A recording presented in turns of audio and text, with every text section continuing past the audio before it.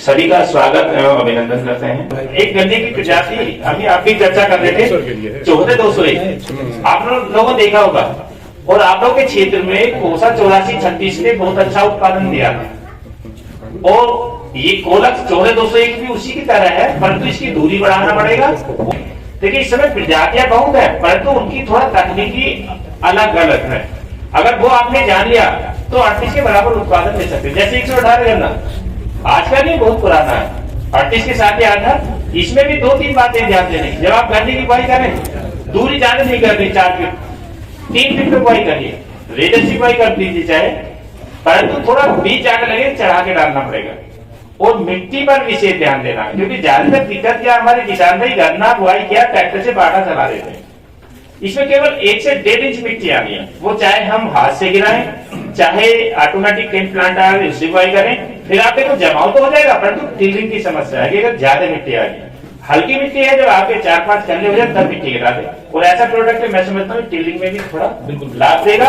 या और भी ऐसे उत्पाद हैं, सागरी का वगैरह भी आते हैं और अन्य भी आते हैं, तो सागरी का बेन हो गया, अब नहीं आएगा, परंतु उसके इक्वल जो प्रोडक्ट है उनका अगर आप यूज कर ले तो निश्चित है टिलरिंग की समस्या खत्म है। जो टिश्यू कल्चर से तैयार किया गया है गन्ना की, उसे आप बोलेंगे उसमें कोई दिक्कत नहीं होगी।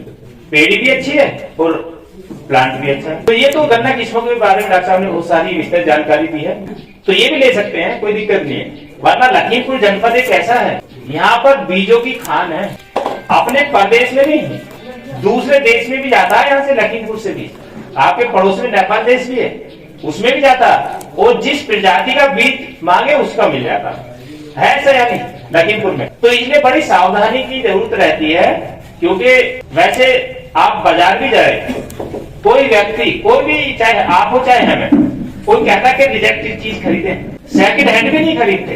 अगर बाजार में कोई ऐसी चीज भी सेकंड हैंड से खरीदे, कोई किसी की इच्छा नहीं रहती, परंतु धोखे में वो दे दे कॉपी करूं, बात अलग है। वरना यही रहती है मंशा कि हम नंबर 1 की चीज खरीदे, सही हमको मिले।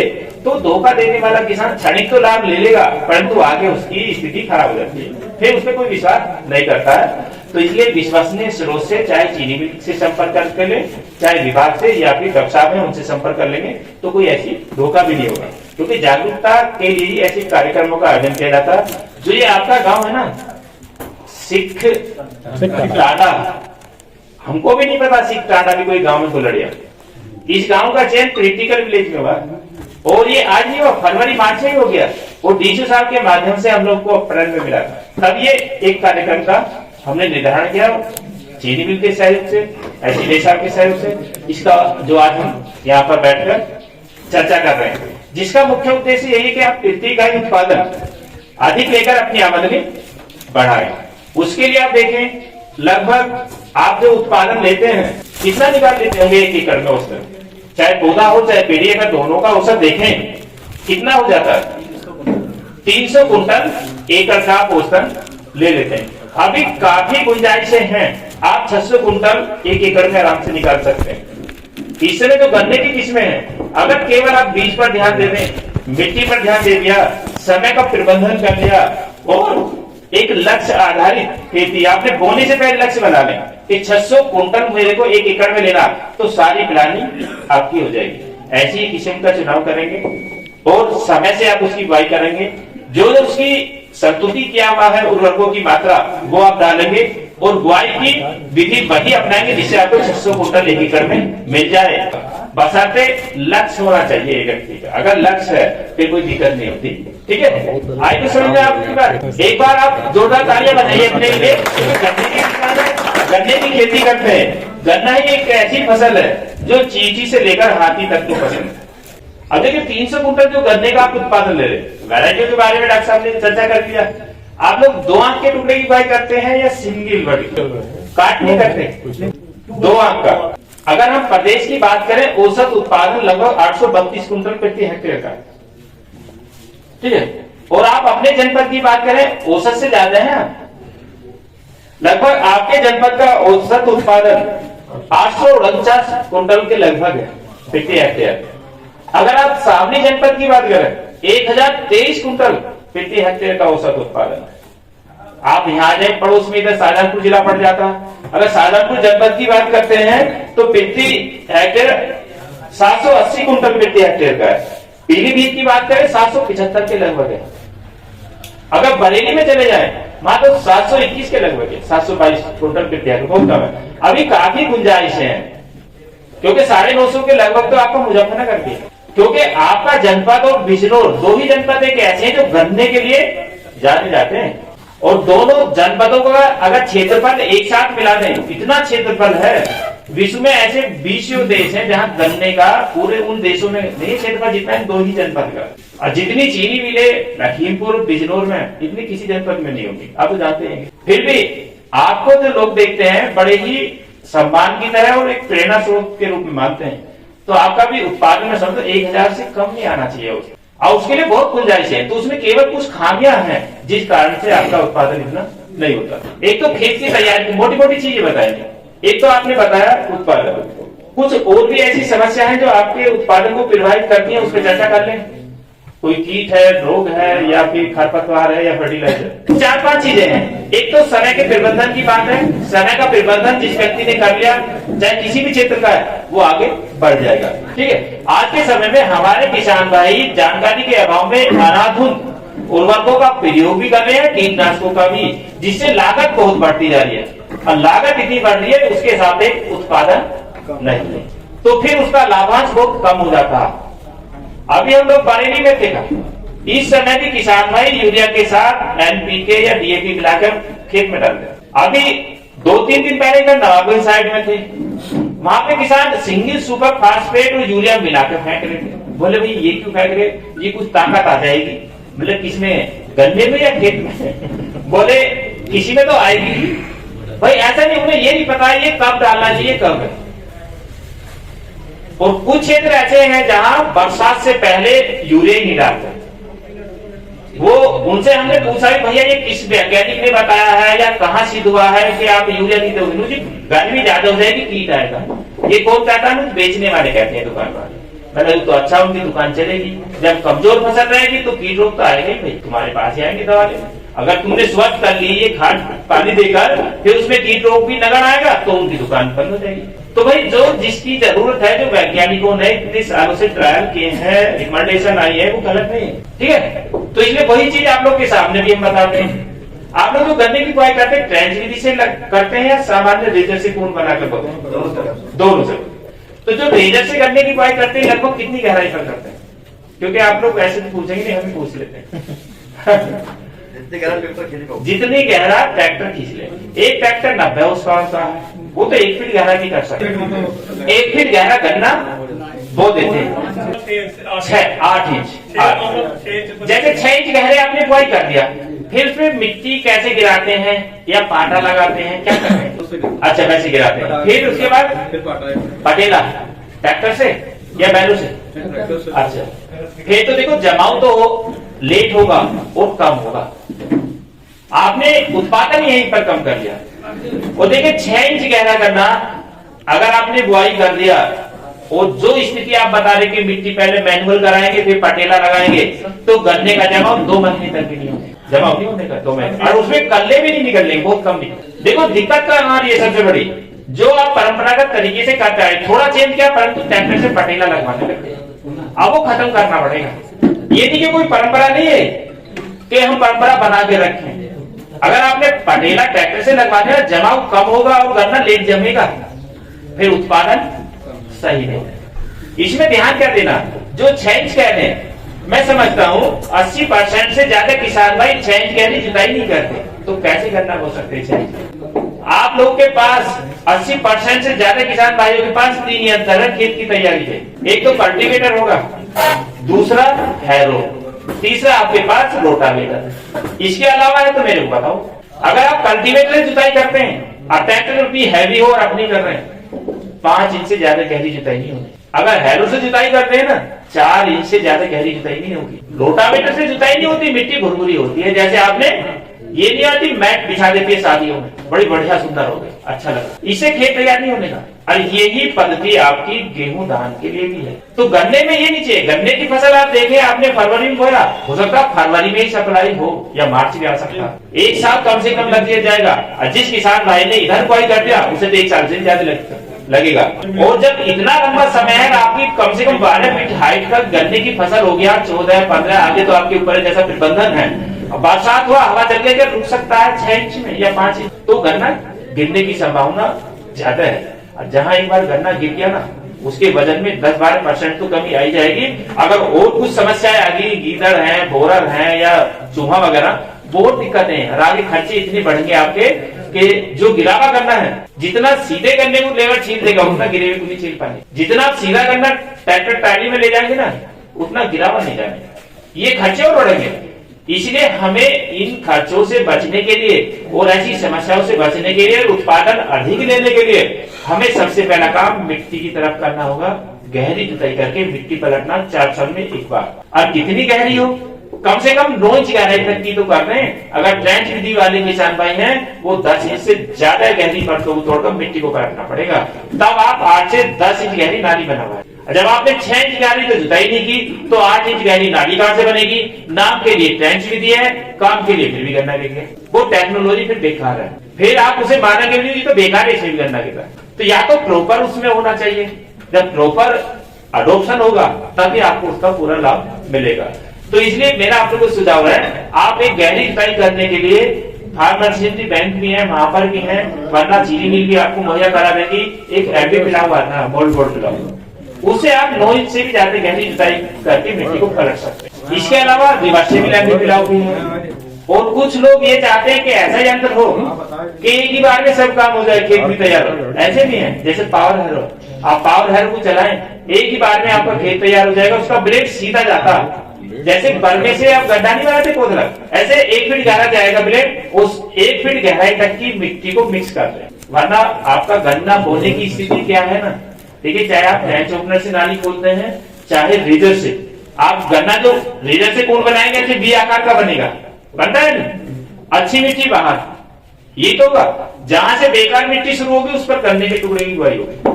है ऐसा है, नहीं पता ऐसा है। और कुछ किसान भाई लोग के प्लाट तो ऐसे भी देखने में आए हैं कि जहां गन्ने के टुकड़े की बुआई कर रहे हैं ना, वहां तक उस मिट्टी को, उन पत्तों को तोड़ा भी नहीं गया, और जो आपका रेजर है ना उसकी नोक ज्यादा अंदर चली। ऐसे भी प्लाट हैं। और वहां पर जहां आपने गन्ना का टुकड़ा डाला, उस मिट्टी में कुछ भी नहीं है, जिस मिट्टी में था वो बाहर है। और उससे अपेक्षा करेंगे 100 कुंटल बीघा का मिले, नहीं मिल सकता। और फिर इसको आप पैसे गिराएंगे, फिर पाटा लगाएंगे। अच्छी मिट्टी ऊपर है, किसी पौधे की जड़ें दिखा के ऊपर आए, नेचर है जड़ों का नीचे जाना, नीचे उजड़ में मिट्टी में कुछ है नहीं, तो वो कैसे खुराक लेंगे? देखिए, जमाव तो हो जाएगा उस टुकड़े से, उस आम का, क्योंकि इतना फूड मटेरियल है, परंतु वृद्धि विकास कब होगा? जब जड़ें भोजन ले, वृद्धि होगी, टीला। तो ये जो अच्छी मिट्टी है ना, इसे नीचे भेजो, पलट दो, नीचे की मिट्टी इतनी ऊपर आ जाए, गन्ना इसी गहराई पर बुआई करें जिसपे आप इस समय बुआई। फिर आप देखो, अगर इतना कार्य आपने कर लिया तो आपकी बहुत सारी समस्याओं का समाधान के साथ साथ आपका गन्ने का उत्पादन 10 से 15% ज्यादा मिलेगा, उसी लागत में जो लागत आप देते हैं। तो ऐसा कार्य करना चाहिए या नहीं, आप बताओ। लाभ भी हो रहा है और समस्याओं का समाधान भी मिल रहा है। जैसे कैसी समस्याएं?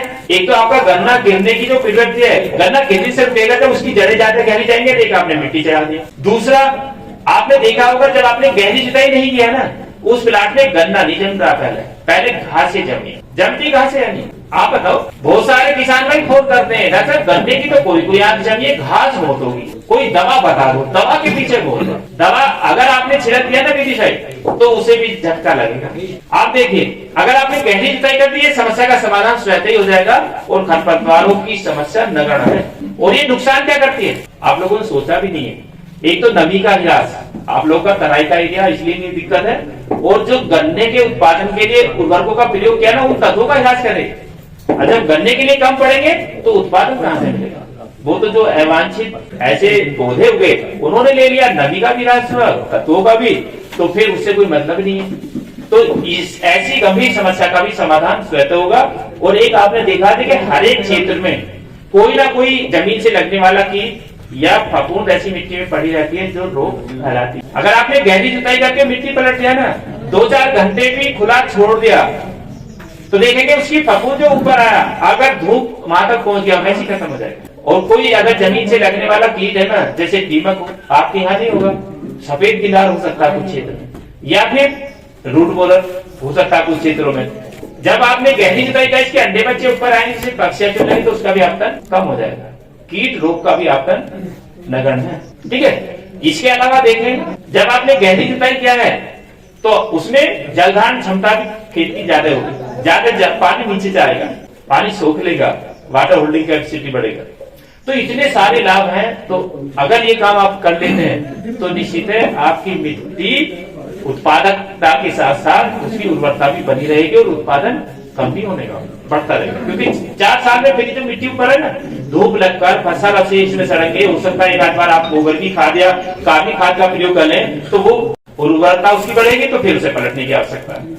ये काम आप करते रहे 4 साल में एक बार, तो निश्चित है मिट्टी आपकी स्वस्थ भी होगी और उत्पादन देने में भी अग्रणी रहेगी। इसके आगे चलें, प्रयास ये करें हम कार्बनिक पदार्थ बढ़ाएं, चाहे गोबर की सड़ी खाद का प्रयोग करें, चाहे फसल अवशेषों को सड़ाएं, जलाएं नहीं, या फिर ढैंचे वगैरह का हरी खाद का प्रयोग करें। क्योंकि जब तक ये मिट्टी में कार्बनिक तत्व नहीं है, आप चाहे 1 एकड़ में 10 बैग डीएपी एनपीके डाल दो, पौधा नहीं ले पाने, उत्पादन इतना नहीं बढ़ने का।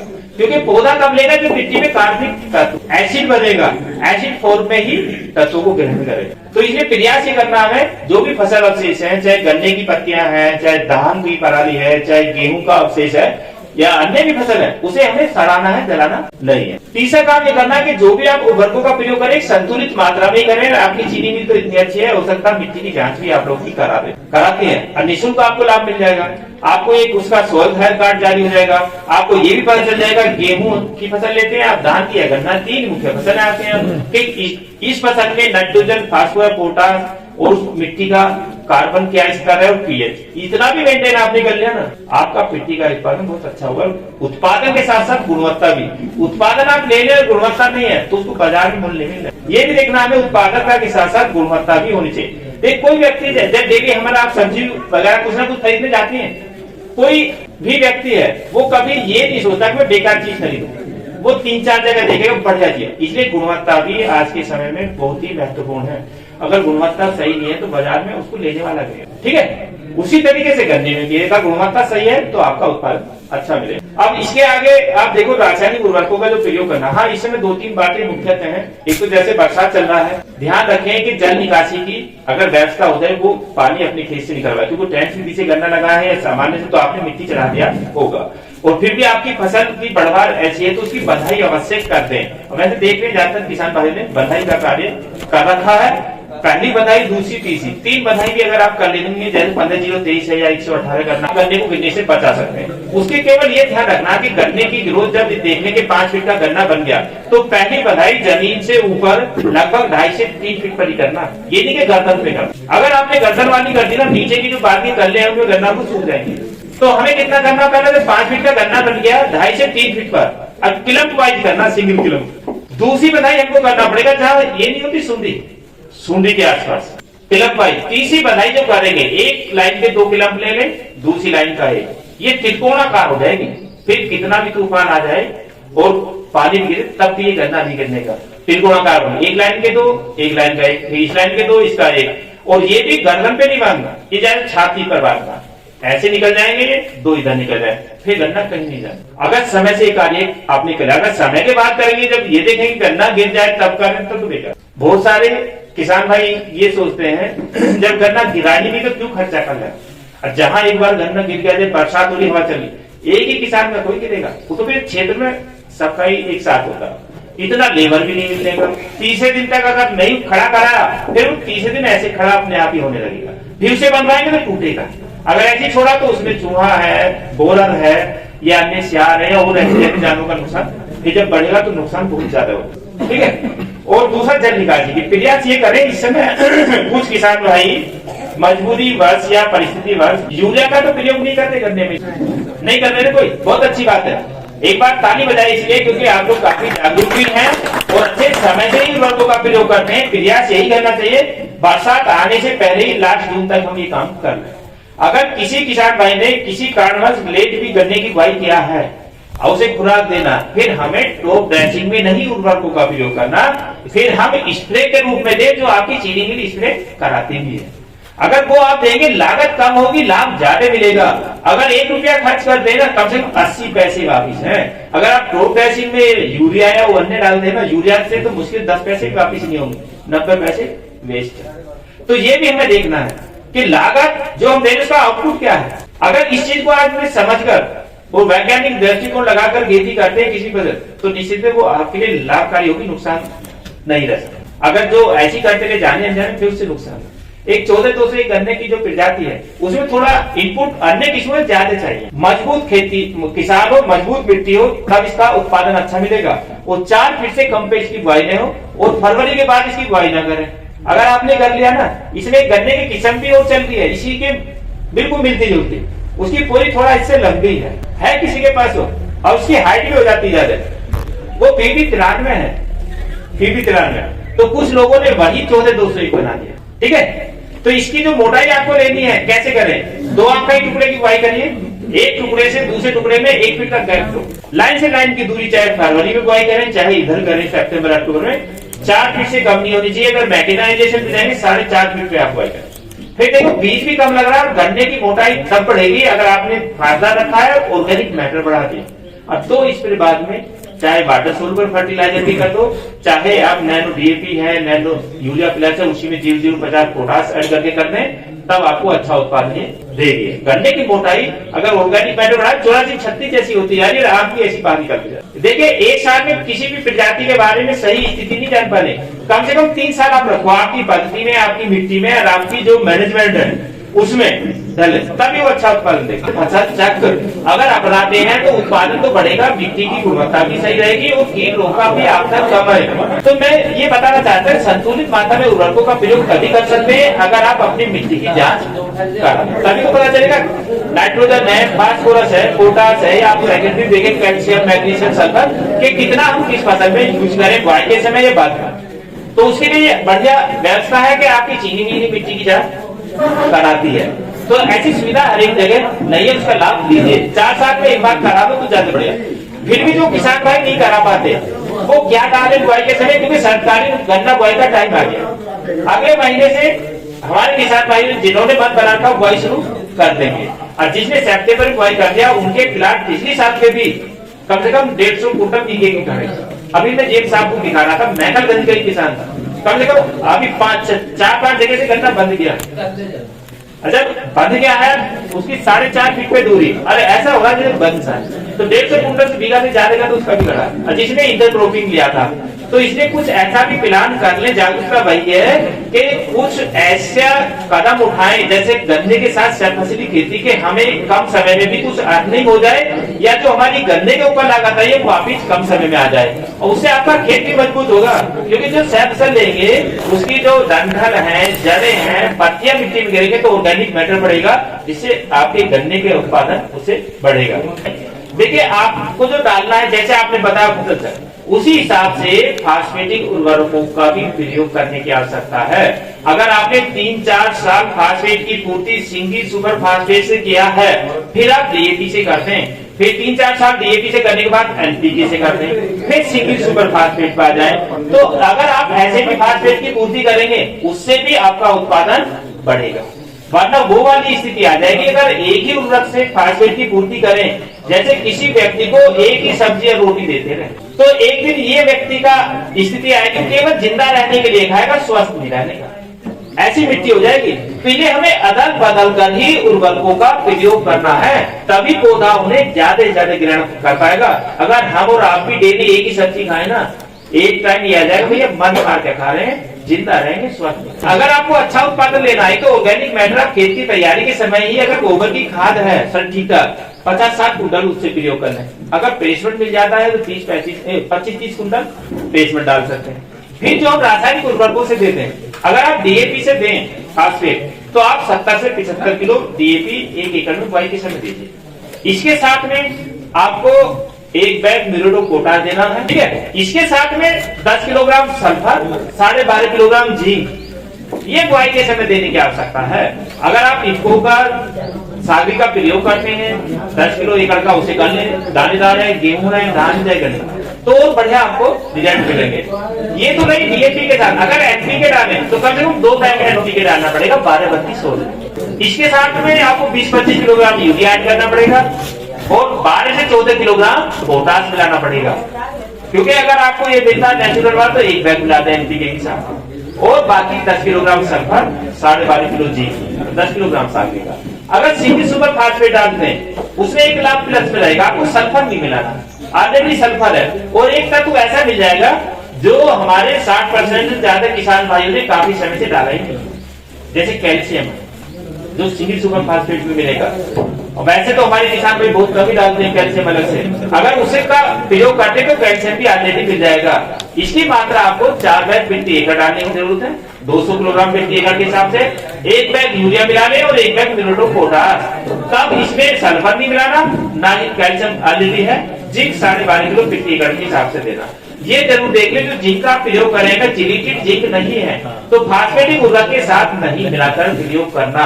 केवल खेत की तैयारी के समय आखिरी जुताई पर आप जिंक का प्रयोग कर लें, या फिर बाद में जब यूरिया की टॉप ड्रेसिंग करते पहले जिंक के साथ दे दें। अब नैनो जिंक भी आ गया जो 100 मिलीलीटर 1 एकड़ के लिए पर्याप्त है। कितना? 100 ml 1 एकड़ के लिए पर्याप्त है। जो नैनो जिंक का है उसका भी प्रयोग कर सकते हैं, चाहे स्प्रे के रूप में दे दें, ज्यादा बढ़िया है। और दूसरा ये ध्यान रखें, खेत की तैयारी के समय ही आखिरी जुताई पर चाय को ड्रम में जरूर डालें। गेहूं की बुआई करें, धान की करें, गन्ने की करें। गन्ना है तो 4 किलो एकड़, गेहूं धान है 2 किलो एकड़। इसके बाद जब देखते हैं कि गन्ने में व्याप्ति अवस्था आती है उस समय 1 बैग यूरिया चाहिए।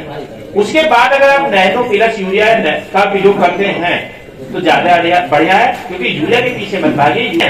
आप नैनो प्लस यूरिया का स्प्रे करा दो, वही आधा लीटर 1 एकड़ में जरूरत है। और कितने की सीसी है मैं समझता हूँ 250 रुपए के आसपास होगी, ठीक है।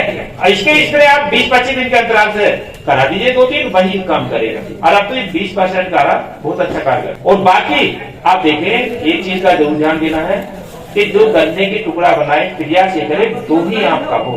देखिए ये अगर 14-200 ही करना है तो उसमें 1 फीट का अंतर दे दो, 18 को चढ़ा के डालना पड़ेगा। इसमें आप देखते हैं कि ब्याज अन्य किस्मों की अपेक्षा कम है, तो उसकी मिट्टी पूर्ति के लिए यही कि थोड़ा बीज डाल दें और मिट्टी हल्की गिरा दें। अगर आपने 3 गन्नों का औसत ले लिया ना, इसका 3 गन्ने दूसरी किस्म के अगर 5 गन्ने उससे ज्यादा वजन देंगे, इतना वजनी गन्ना ठोस है, तो ये गन्ना भी 38 के बराबर उत्पादन दे रहा है कुछ क्षेत्रों में।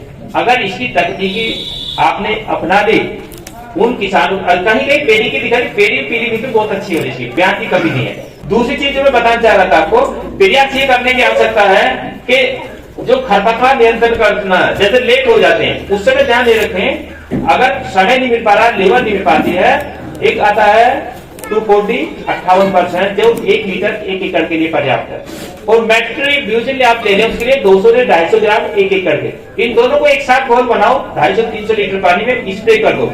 एक समान स्प्रे जब करने की आवश्यकता है जब तक गन्ने में गांठें नहीं बनती, पोरियां नहीं बनती है, वरना उसको प्रभावित करेगा। जब पोरियां बनने लगे फिर आप गन्ने की लाइन छोड़कर घोल लगाकर कट नोजिल से तब आप स्प्रे करें। अगर आपने 1 आंख के टुकड़े की बुआई करते तो उसका जमाव 80% से ज्यादा ले सकते हैं, क्योंकि हर एक हाथ से गुजरेगी। और अगर चोटिल है, खराब है तो तुरंत निकाल दोगे। अगर आपने 2 ही आंख का टुकड़ा बना लिया तब भी 40-45% तक जमाव ले सकते हैं। अगर 3 आंख का टुकड़ा है ना तब मुश्किल से 1/3 जमा होगा।